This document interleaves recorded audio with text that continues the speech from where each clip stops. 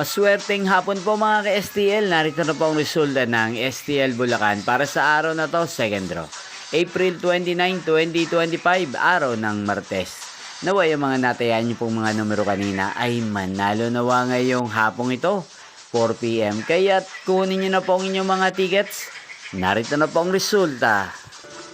Ang mga numerong nanalo sa STL Bulacan ngayong hapong ito, April 29, 2025, 4 PM. Second draw result, 17 at 14 in exact order. Sa lahat po ng dumaya kanina sa STL Bulacan para sa second draw ng 17 at 14. Congrats po sa inyo, panalo po kayo. Again, 17 at 14.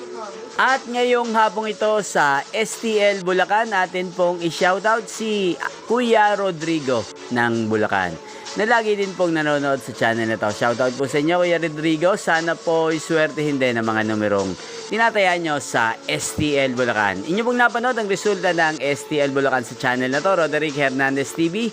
Magkita-kita pong muli tayo mamayang 8 PM. Thank you for watching.